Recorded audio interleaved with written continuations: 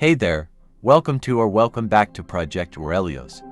In the last episode we discussed the open oceans of Aurelios.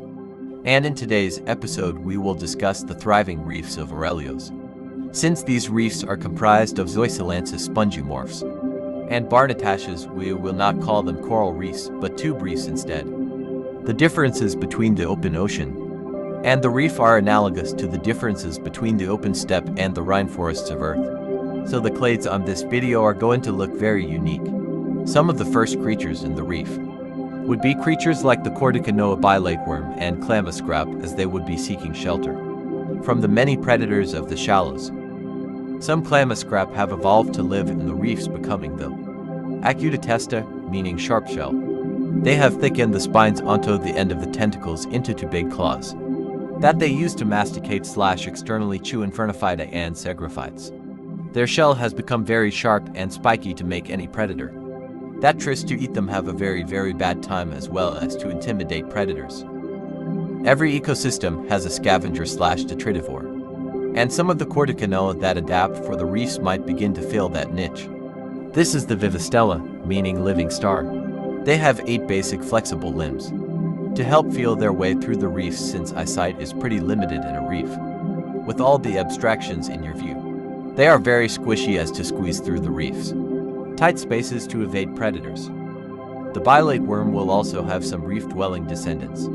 This is the Maramavermis. Its eyes have further enhanced to help it navigate, and it has swapped out its old and inefficient locomotive strategy for 12 basic nubs, 6 on each side.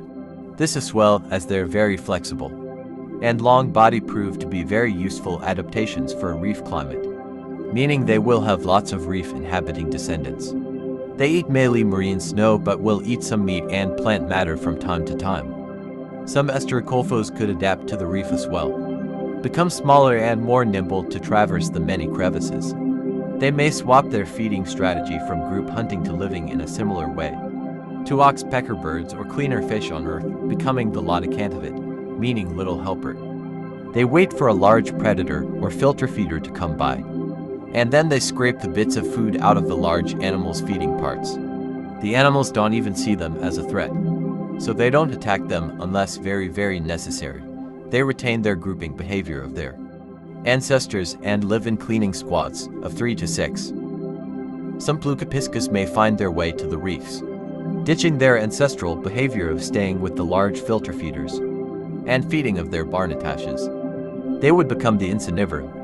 All the quote-unquote tubes in the reefs make for an ideal food source for them, so they may adapt to feed exclusively on the Zoysilanthus and spongymorph. They would gain bright coloration to blend in and use their bottom mandibles to cut open their food like scissors.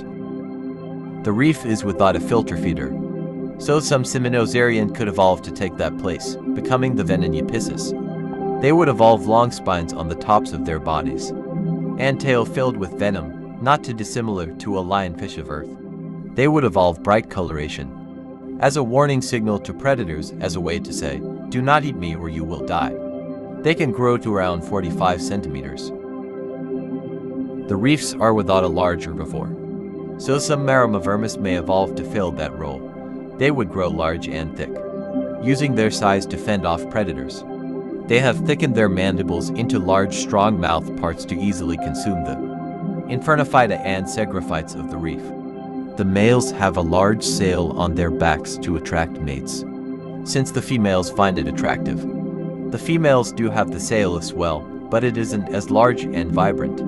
We will call these the Abludergum, and they will live on the outskirts of the reef or in areas with sparse patches of reef. There isn't an ecosystem that is without a few predators, and the reef is no exception. An offshoot of the Maramavermis could have split off from the evolutionary tree before the walking nubs had evolved fully for walking, so they are flatter and connected a bit more. They would hide inside the spongymorph's many tunnels and wait and watch for passing prey. Once prey is detected, they will lunge out and pierce the prey's skin with venomous fangs evolved from the mandibles and kill the victim. This ambush hunter would be called the Cunicanola. Another ambush hunter could have a different approach. Meet the Cordoodilum. This hunter has evolved to mimic food of interest for its desired prey at the tip of its long tail. It has evolved a red coloration to blend in with the vibrant reefs, depending on the species. Its tail can mimic different things from meat to infernophyta to corticanoas. They hide behind a piece of coral, only leaving their tail exposed. They wait for an unsuspecting victim to be baited in and then they lunge forward towards them, piercing them with their mandibles. They are very swift when lunging at their prey, often doing it in fractions of a second. They can grow to be 30 centimeters long and are a dangerous ambush hunter. Some species have even developed a toxin in their mandibles to paralyze prey. For a short amount of time, truly a bizarre inhabitant of the tube reefs. Another carnivore is the Anusimorsu. These are the only non-filter feeding clade in the fused body clade, which makes them very unique already. They have evolved to swim past larger organisms and take a small chunk out of their flesh. Similar to the cookie-cutter shark of Earth, some species have even evolved to latch onto the outskirts of the prey like an external parasite. They are quite small, only a few centimeters in length. Some Anusimorsu may double down on parasitism, become a fully fledged internal parasite, becoming the ventrivermis.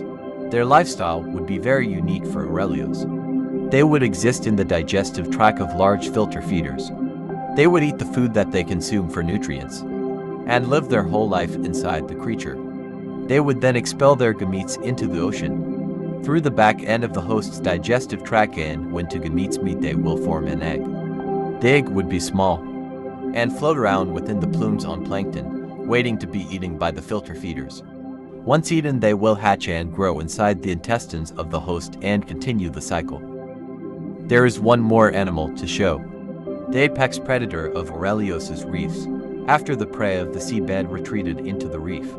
The Plucarcimian followed. They became Vimperilicurus, meaning odd shrimp, and now dominate the reefs, becoming the apex predator, already having a semi-flexible exoskeleton. They have further made it more flexible to squeeze through the reef's narrow crevices.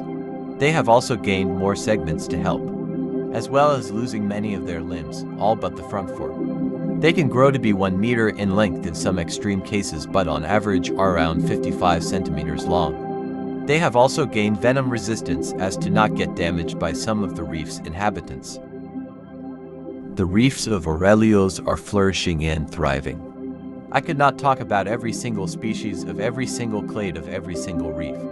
So take today's episode as a brief overview on Aurelios's reefs. Thank you for all the people who have contributed fan art for the episode. I appreciate it a lot and it makes the episode look way better, so thank you guys a lot. If you would like to make fan art, see some sneak peeks of the next episode, generally chat or much more, you can join the Discord server in the description of the video. Speaking of next episode, it will be on the Alghero forests of Aurelios. They are analogous to Earth's kelp reefs. Thank you so much for watching all the way to the end. I really appreciate it. Thank you and goodbye for now.